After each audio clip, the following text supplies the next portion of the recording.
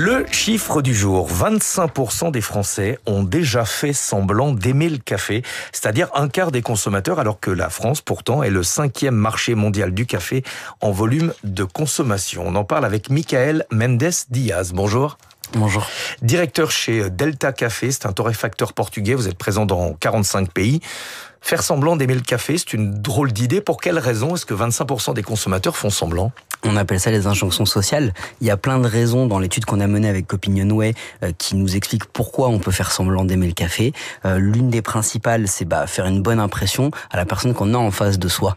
Il y a plein de cas et les plus fréquents sont le rendez-vous professionnel, le date aussi, où on a une personne, parce que c'est encore aujourd'hui, pour 80% des consommateurs de café, proposer un café pour un premier date, c'est encore le cas pour 80% de ces personnes-là. On propose un café dans un premier date. Du coup, on a une personne à qui on veut plaire, on a une personne qu'on veut séduire. Donc du coup, qu'est-ce qu'on fait ? On leur dit, oui, si, on aime le café. Chez les jeunes, c'est un phénomène encore plus marquant. 40% des 18-24 ans affirment qu'ils font semblant d'aimer le café.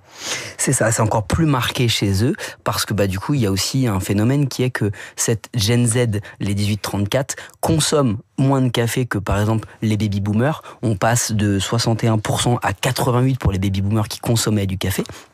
Donc du coup, fatalement, on a un plus gros impact sur les gens qui disent faire semblant d'aimer le café, puisqu'il y en a un petit peu moins qui en consomment dans cette génération. Alors pour être plus précis, les jeunes n'aiment pas vraiment le café seul. Ils préfèrent le consommer avec du lait, avec des sirops, des arômes, du lait végétal. Ça, c'est une tendance qui a été popularisée par les coffee shops. Oui, les coffee shops et la culture, on va dire, asiatique et américaine de boire un café. Le ice latte, par exemple, vient du Vietnam, vient d'Asie. Et du coup, on a popularisé ça. On est dans une société aujourd'hui de la consommation dans la restauration et notamment au travers du café qui s'ouvre énormément vers la consommation des autres gastronomies, on va dire comme ça, dans le monde et plus que la gastronomie française. Et là où l'espresso était consommé à plus de 80% il y a encore une dizaine d'années dans le volume de consommation du café, on est passé à 70% aujourd'hui. Et plus on va vers les jeunes, plus on perd dans cette consommation du café noir. Passer de 80 à 70% sur la consommation d'expresso, c'est suffisant pour définir une véritable tendance ?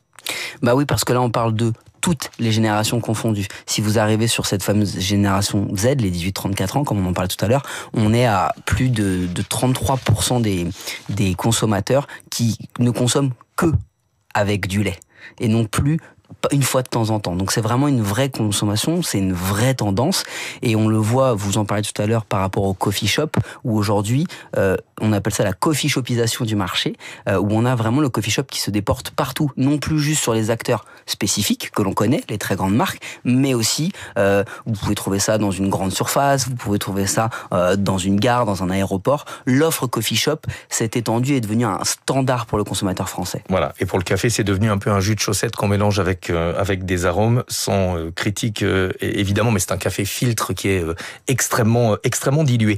Qu'est-ce que ça change pour vous dans votre métier ? Vous êtes un torréfacteur portugais, je l'ai dit, vous êtes présent dans 45 pays, vous êtes présent en France depuis une vingtaine d'années. Comment est-ce que vous vous adaptez à cette tendance ? Là aujourd'hui, c'est ce qu'on dit, on peut penser que c'est un risque, c'est cette génération qui consomme moins de café, mais en vrai c'est une opportunité. C'est une opportunité pourquoi ? Pour toucher plus d'instants de consommation dans la journée. Et au-delà de ça, nous on distribuait déjà du café sous toutes ses formes, à savoir grains, moulus, solubles, même capsules, avec un système fermé pour maîtriser l'extraction. Depuis quelques années, on a lancé une marque qui s'appelle GoChill, qui est aussi du café froid à emporter, que vous pouvez trouver en travel retail ou en grande surface. Et ça, on peut en boire aussi toute la journée, il est beaucoup moins concentré qu'un expresso. Exact. Alors, vous avez la même quantité de café, globalement, qu'on vient mélanger, mais c'est vrai que en termes de dégustation, vous avez moins cette intensité que vous allez avoir sur l'espresso. J'ai lu que vous faisiez de la torréfaction portugaise. En quoi ça diffère d'une torréfaction plus classique ? Donc, l'art de la torréfaction à la portugaise, c'est un art qui remonte jusqu'au XVIIIe siècle. On torréfie le café de manière lente et à basse température. Lente par rapport à qui ? Par rapport à quoi ? Par rapport au standard du marché. Et qu'est-ce que ça change en termes de goût ? Vous avez un goût qui est tout aussi intense que la torréfaction que vous allez avoir à l'italienne, mais avec beaucoup moins d'amertume, parce qu'on va prendre plus de temps pour caraméliser, pour dorer le grain de café, ce qui vous fait ressortir l'intensité des arômes de manière un peu plus intense. Merci beaucoup d'être venu ce matin. Michael Mendes Dias, vous êtes directeur chez Delta Café, torréfacteur portugais, présent en France depuis une vingtaine d'années. 6h57 sur Radio Classique, à suivre la matinale jusqu'à 9h avec